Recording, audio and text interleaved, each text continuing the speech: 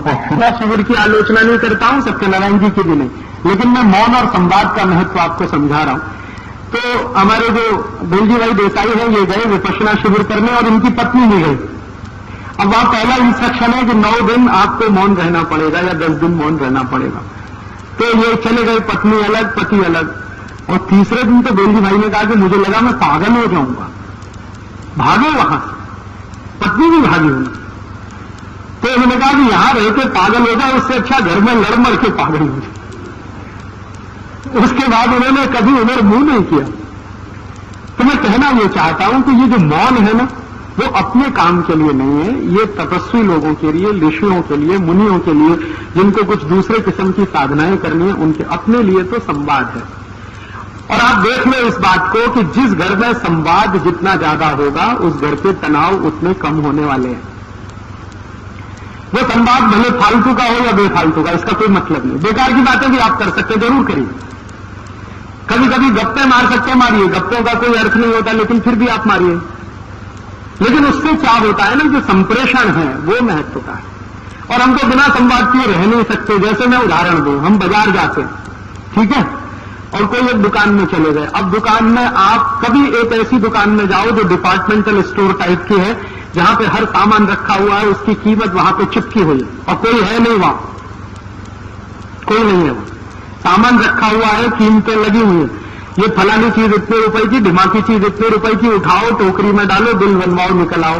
एक तो ऐसी दुकान है। और एक ऐसी दुकान है जहां हर काउंटर पर एक कोई खड़ा है, चाहे कोई भाई खड़ा है, चाहे कोई बहन खड़ा है, और उसने भी लिख रखा है कि देखो ये चीज इस रुपए की। तो आप तो कुछ ना कुछ करने ही वाले हैं।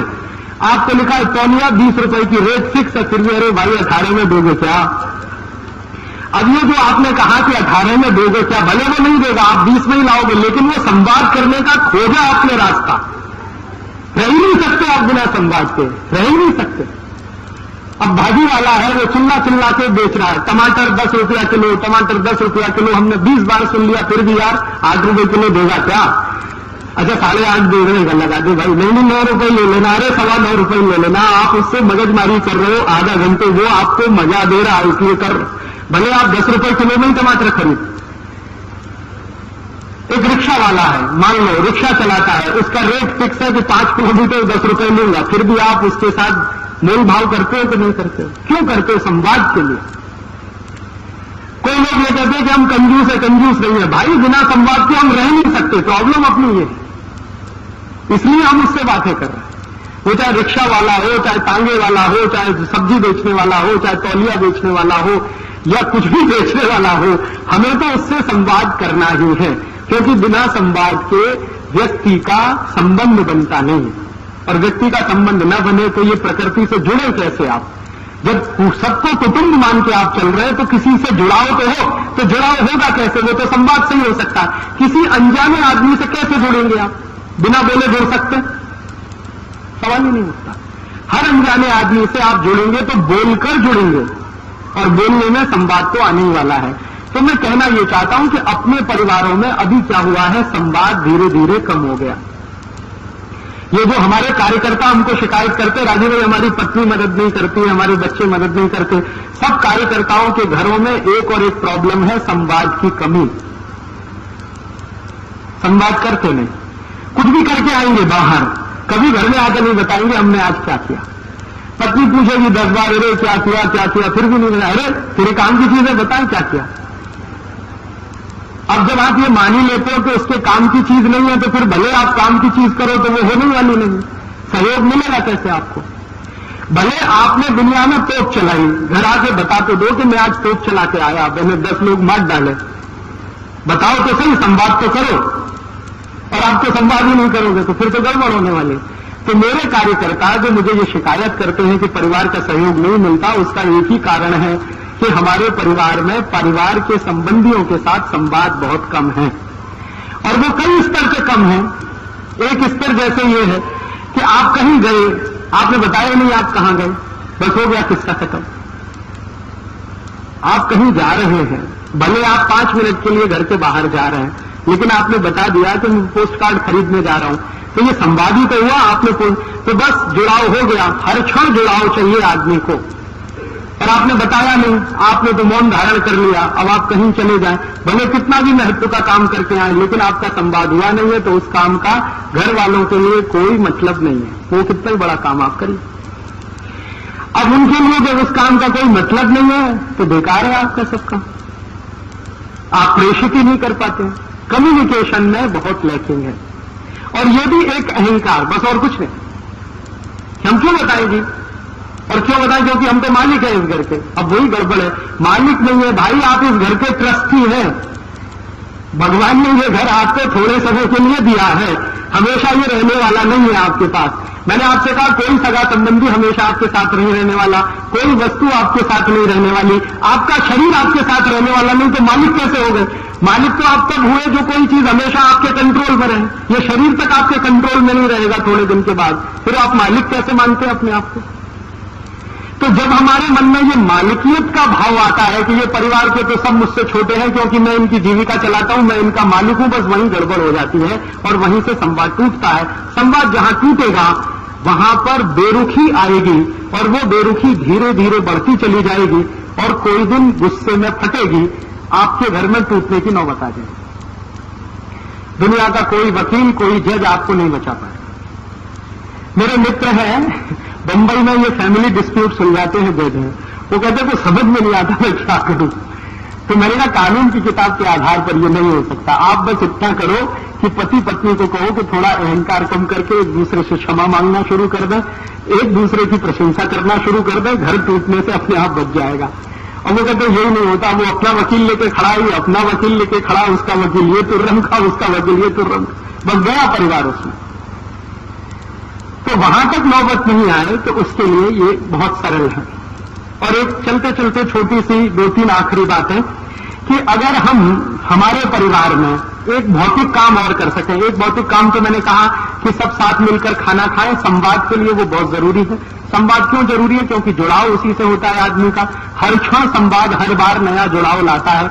आप कई बार महसूस करेंगे कि संवाद करते करते आपका किसी के प्रति प्रेम बढ़ता है या किसी के प्रति आकर्षण बढ़ता है। उसको जितना कम करते जाएंगे प्रेम भी कम होगा, आकर्षण भी कम होगा, सब चीजें कम होती जाएंगी। प्रेम तत्व कम होगा, मैंने आपसे कहा टेंशन बढ़ेंगे वगैरह वगैरह सब होगा। तो इसलिए इसका बहुत महत्व है। इसी के साथ एक चीज का और महत्व है जो भौतिक बात है, वो ये एक दूसरे की सेवा करना। हम बीमार हैं तो हमारी कोई सेवा करे, लेकिन अपेक्षा न रखें। मैंने आपसे पहले कहा अपेक्षा रखेंगे तो मोह में जाएंगे, और बिना अपेक्षा के करेंगे तो प्रेम में जाएंगे। तो प्रेम के आधार पर हम सेवा करें। मान लीजिए हमारे पिताजी बीमार हैं, हमारी मां बीमार है, हमारा भाई बीमार है, हमारी बहन बीमार है, या हम बीमार हैं, तो मैं बीमार हूं तो मेरी कोई सेवा कर रहा है, या कोई दूसरा बीमार है तो मैं उसकी सेवा कर रहा हूं, बिना इस अपेक्षा के कि ये मेरी करें तो बहुत अच्छा, लेकिन अपेक्षा ना हो उसमें। तो क्या होगा कि प्रेम तत्व प्रबल होता जाएगा, लगातार बढ़ता जाएगा। और सेवा आप जानते हो इतना बड़ा माध्यम है जो किसी को भी जीत सकते। आपने देखा नहीं है, ये जो ईसाई मिशनरियां हैं, इन्होंने सेवा भाव से ही हिंदुस्तान के एक बहुत बड़े इलाके को जीत रखा। आप कभी नॉर्थ ईस्ट में जाइए, नागालैंड, मिजोरम, मणिपुर, त्रिपुरा, वो पूरा हिस्सा हिंदुस्तान से कटकर अलग होने को तैयार है सिर्फ सेवा के आधार पर। उन्होंने कुछ वो बना दिए हैं हॉस्पिटल, कुछ खोल दिए हैं स्कूल, उन स्कूलों में पढ़ाते हैं बच्चों को, हॉस्पिटल में करते हैं मरीजों की सेवा।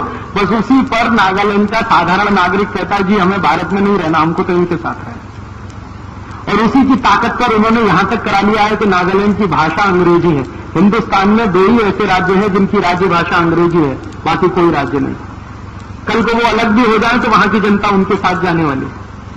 तो ये जो सेवा तत्व है ये हमारे यहां बहुत महत्व का है, और ये महत्व का तत्व तो हम परिवार से शुरू करें। परिवार में एक दूसरे की सेवा करना, वो छोटा हो या बड़ा हो, ये इमैटीरियल है। क्योंकि मैंने आपसे कहा कोई छोटा नहीं, कोई बड़ा नहीं, सब ईश्वर तत्व है, सब परमात्मा के अंश है।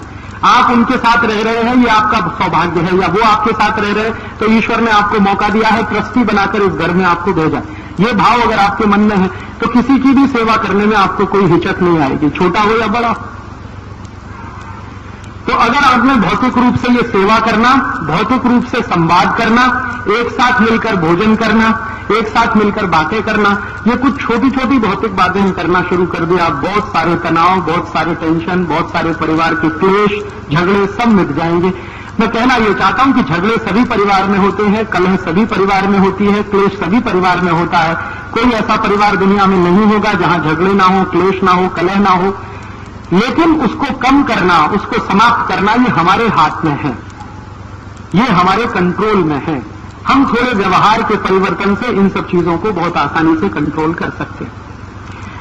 चलते चलते एक छोटी सी बात और, आजकल हमारे यहां परिवार अगर चलाना है तो कर्तव्य भाव से चलेगा। अभी हमारे देश में एक गड़बड़ हो गई है, और वो गड़बड़ ये हो गई कि एक संविधान आ गया हमारे देश में, जो हमारी इच्छा से नहीं बना है। ये बिल्कुल सही बात है। We the people of India, ये सबसे बोगस बात है जो लिखी हुई है, क्योंकि हमने कभी आत्मार्पित नहीं किया। 300 लोग थे जिन्होंने इसको बना दिया और उन्होंने घोषित कर दिया कि ये हो गया। अब उसमें गड़बड़ी जो हो गई है, मूल में भूल वो ये हो गई है कि जो कुछ उसमें है वो अधिकार प्रधान है, कर्तव्य प्रधान कुछ है ही नहीं। पूरे संविधान आपको ये अधिकार, आपको ये अधिकार, आपको ये अधिकार, आपको ये अधिकार, आपको ये मौलिक अधिकार, आपको वो मौलिक अधिकार, कर्तव्य भाव उसमें नहीं है। एक जगह है बस पूरे कॉन्स्टिट्यूशन में, आर्टिकल 51, बस उसके बाद कहीं कुछ नहीं है। और अधिकारों के लिखान निकालूं तो 20 आर्टिकल है।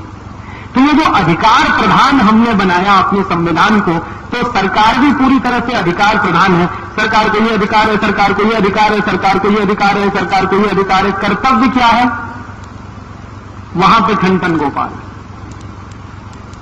तो मैं कहना यह चाहता हूं कि अपने देश का संविधान और ये जो सरकार है ना, ये बिल्कुल उल्टी दिशा में है। कारण उसका यह है कि ये सब कुछ अधिकार प्रधान व्यवस्था में है। अपना परिवार अधिकार प्रधान व्यवस्था में नहीं चल सकता। परिवार चलेगा कर्तव्य प्रधान व्यवस्था से। परिवार में हम अधिकार से ज्यादा कर्तव्य की बात सोचें। मेरा ये कर्तव्य है, मेरा ये कर्तव्य है, मेरा ये कर्तव्य है, मुझे ये करना है, पति का ये कर्तव्य है, पत्नी का ये है, बेटे का ये है, बेटी का ये है, मां का ये है, पिता का ये है, भाई का ये है, बहन का ये है। सब अपने कर्तव्य भाव से प्रेरित रहे तो परिवार बहुत अच्छे से चलता है। अगर अधिकार भाव से आपने बात करनी शुरू की तो बंटवारे होते हैं। 2 भाई जो एक ही मां से पैदा हुए हैं वो क्यों बंटते हैं? 4 भाई जो एक ही मां से पैदा हुए हैं, एक ही तरह का जेनेटिक मटेरियल उनके पास है, वो आपस में झगड़े क्यों करते हैं? संपत्ति का बंटवारा क्यों करते हैं? अधिकार भावना से। मेरा अधिकार इतनी संपत्ति पर, तेरा अधिकार इतनी संपत्ति पर, मेरे हिस्से में इतना, तेरे हिस्से में इतना। तो ये जो अधिकार भावना आई है, ये अंग्रेजों की लाई हुई है हिंदुस्तान में। अगर अंग्रेज नहीं आते तो हिंदुस्तान के समाज में ये अधिकार भावना नहीं होती। अंग्रेजों ने लाकर ऐसे नियम कायदे कानून बनाए और ऐसा ही संविधान बनवा दिया जिसमें अधिकार अधिकार अधिकार तो हर जगह है, कर्तव्य तो कहीं है नहीं। तो मैं आपसे कहना यह चाहता हूं कि आप परिवार अगर चला रहे हो तो कर्तव्य भावना से चलाओ, अधिकार भावना से नहीं। मेरा ये कर्तव्य है, मेरा ये कर्तव्य है, पिता के प्रति बेटे का ये कर्तव्य है, बेटे के प्रति पिता का ये कर्तव्य है, पत्नी के प्रति पति का कर्तव्य है, पति के प्रति पत्नी का कर्तव्य है, वगैरह वगैरह। ये जितना भी कर्तव्य भाव से आप चलेंगे, आपके परिवार में तनाव बिल्कुल नहीं होंगे। तो ये छोटी छोटी बात है, कुछ इसमें भौतिक है, स्थूल है, कुछ आत्मिक है, अंदर की है, मन की है। मन के स्तर पर थोड़ा बदलें, शरीर के स्तर पर थोड़ा बदलें, तो बहुत सुंदर तरीके से आप परिवार में चल सकते हैं। प्रसन्न रहें, प्रसन्न रखना सीखें दूसरों को। ये जो प्रेम है ना, वो प्रसन्नता का एक दूसरा हिस्सा है। कोई पूछे प्रेम का भौतिक स्वरूप बता दो, आप किसी को प्रसन्न रख सकते हैं तो प्रेम करते हैं, नहीं रख सकते तो आप प्रेम नहीं करते। मोह कर सकते हैं उससे। मोह से मैंने कहा स्वार्थ पैदा होगा, स्वार्थ आगे लालच तक ले जाएगा आपको, और कहां ले जाके तोड़ेगा कोई नहीं जानता। लेकिन अगर आपने प्रेम रखा है तो प्रेम में से तो स्वार्थ कभी आने वाला नहीं। प्रेम से तो प्रसन्नता ही निकलेगी, आनंद ही निकलेगा, त्याग की भावना आएगी, कर्तव्य की भावना आएगी। जहां प्रेम प्रधान होगा वहां कर्तव्य अपने आप आ जाएगा, क्योंकि हमें दूसरे को प्रसन्न रखना है तो कर्तव्य भाव में ही रख पाएंगे, अधिकार भाव में तो नहीं रख पाएंगे। तो मेरा ये कर्तव्य है, ये मानकर मैं करूं। और अपने कर्तव्य हम सब समझते ही हैं, ऐसी कोई बड़ी बात नहीं है। सभी जीव जगत के जीव जंतुओं के प्रति हमारा जो कर्तव्य है वही कर्तव्य है हमारा सबके प्रति, जो हमारे परिवार के साथ है या कुटुंब के हिस्से हैं। और अगर ये हम अपने परिवार में करें तो मैं मानता हूं कि आपका परिवार, हमारा परिवार एक अच्छा परिवार बन सकता है, जिसमें तनाव नहीं होंगे, कलह नहीं होगी, क्लेश नहीं होगी। कलह क्लेश कभी होगी भी तो बहुत आसानी से निकल जाएगी। मैंने आपसे कहा कि कभी कलह हो जाए, क्लेश हो जाए, क्षमा मांगने में देर मत करिए और क्षमा करने में देर मत करिए। तो आप देखेंगे 2 मिनट में सब काफूर हो जाएगा। गलतियां हर आदमी करता है, कोई आदमी आदर्श नहीं होता, न कोई स्त्री आदर्श है, न कोई पुरुष आदर्श है, न कोई बेटा आदर्श है, न कोई बाप आदर्श है। हम में से चूंकि कोई आदर्श नहीं है और हम सब परमात्मा के अंश हैं, ये मानकर अगर हम कोई भी बात करेंगे तो बहुत आसानी से क्षमा करना, क्षमा करवाना या क्षमा देना या क्षमा लेना हमें आ जाएगा। बहुत आसानी से हम प्रेम करना सीख जाएंगे, प्रशंसा करना सीख जाएंगे, सेवा बहुत आसानी से हम कर पाएंगे और परिवार को एक अच्छा स्थान बना पाएंगे जहां जो भी रहेगा कर्तव्य भाव।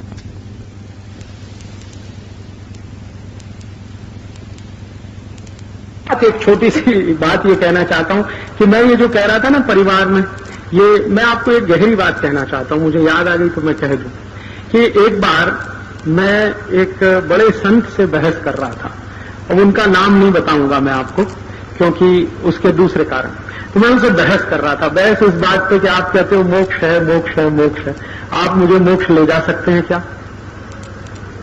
तो उन्होंने मुझे कहा कि कोई दुनिया का दूसरा आदमी दूसरे को मोक्ष नहीं ले जा सकता, माने मैं तुमको मोक्ष नहीं ले जा सकता, तुम चाहो तो खुद मोक्ष जा सकते हो।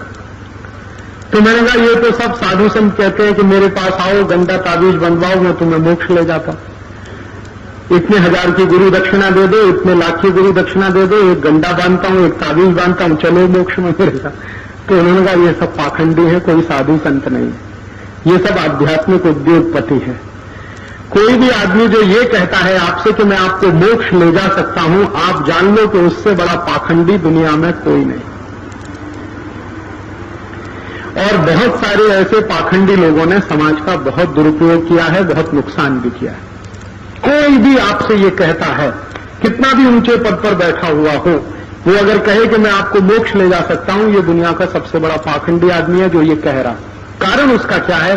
दुनिया में कोई व्यक्ति खुद तो मोक्ष जा सकता है लेकिन दूसरे को नहीं ले जा सकता। अब एक दिन क्या हुआ कि जो संत से मैंने ये बात कही तो उन्होंने कहा तुम्हारी कोई जिज्ञासा है मोक्ष के प्रति? मैंने कहा मेरी बहुत जिज्ञासा है। तो कहने लगे तुम क्या सीखना चाहते हो? क्या? मैंने कहा मैं ये जानना चाहता हूं कि मोक्ष किसको होता है किसको नहीं होता। तो उनका अच्छा कैसा करो वेद पढ़ लो। तो मैंने कहा पूरे वेद पढ़ूंगा तो तकलीफ है, इतना समय कम है। तो मैंने कहा अच्छा मैं तुमको कुछ हिस्से वेद के बता देता हूं, तुम पढ़ लो। तो मैंने फिर कुछ पढ़ा उनके सानिध्य में रह के, संस्कृत थोड़ा बहुत सीख के फिर पढ़ा। तब मेरे समझ में आया एक बहुत सुंदर बात हमारे वेदों में कही गई है, जो त्रिविध दुखों से मुक्त हो जाए और दूसरे को दुखों से मुक्त कराए वही मोक्ष जाता है। अब त्रिविध दुख क्या है? दैहिक, दैविक और भौतिक। दैहिक दुख माने शरीर का दुख, माने आप बीमार हैं, लाचार हैं, अपंग हैं, बेकार हैं वगैरह, ये सब दैहिक दुख। दैविक दुख माने भूकंप आ गया, अकाल पड़ गया, धरती फट गई, दावानल हो गया, ये दैविक दुख। और तीसरा भौतिक। भौतिक दुख माने गरीबी आ गई, भूखमरी आ गई, भूख से मरना पड़ रहा है, बिना कपड़े हम ठंड में ठिठुर रहे हैं, मर रहे हैं, ये भौतिक दुख। तो 3 दुख माने गए हैं दुनिया में, दैहिक, दैविक और भौतिक। तो जो व्यक्ति इन 3 दुखों से मुक्त हो जाए और दूसरे को मुक्त करवाने का काम करे वही मोक्ष जाने का अधिकारी है। अब आप उसमें बताओ कहां गंदा, कहां ताबीज और कौन सा आपको ये करना, बताओ मुझे। और ये एक ऐसी बात है जिस पर मैंने हिंदुस्तान के कई साधु संतों से बहस की है। मैं उनसे कहता हूं कि आप बोलो आप इससे सहमत हो कि नहीं? तो कहते हैं हाँ बात तो सही है, क्योंकि इसको नकारेगा कौन? क्योंकि ये मेरी बात नहीं है, हजारों साल पहले कही हुई, वेदों में लिखी हुई ऋषि मुनियों की बात है। उपनिषदों में भी इस पर कई किस्से हैं, पुराणों में तो कई लोगों ने उसको अपने तरीके से व्याख्यायित किया। तो ये तो सत्य है। और हमारे यहां हिंदुस्तान में क्या होता है ना, सत्य हमेशा सनातन होता है। कलयुग भले आ जाए, द्वापर भले आ जाए, त्रेता भले आ जाए, सतयुग भले आ जाए, कृतयुग भले आ जाए, लेकिन सत्य तो सनातन है। सतयुग में भी वही है, द्वापर में भी वही है, त्रेता में भी वही है, कलयुग में भी वही है, कृतयुग में भी वही है। सत्य सनातन है हमारे यहाँ, सत्य कभी बदलता नहीं। तो ये सत्य है कि जो त्रिविध दुखों से मुक्त हो जाए और दूसरों को मुक्त कराए वही मोक्ष जाने का अधिकारी है। ये बात मेरे समझ में अभी आई है। तो अब कोई मुझे ये कहता है कि राजू भाई आप ये आजादी बचाओ आंदोलन क्यों चलाते हो? तो मैं कहता हूं मोक्ष जाने के लिए चलाते। मैंने तो अब ये जवाब देना शुरू कर दिया, मैं किसी को ये कहता ही नहीं कि मैं कोई क्रांति करने वाला हूं, कि क्रांति होने वाली है, कि व्यवस्था बदलने वाली है कि नहीं बदलने। मैं तो ये कहता हूं कि भाई मैं त्रिविध दुखों से मुक्त होना चाहता हूं, दूसरों को कराना चाहता हूं, तो मैं मोक्ष जाने का अधिकारी हूं, इसलिए ये सब कर रहा हूं। आप भी अगर मेरे साथ मोक्ष चलना चाहें तो आप भी ये करिए। और हमारे यहां तो मोक्ष से ऊंची कोई चीज होती नहीं।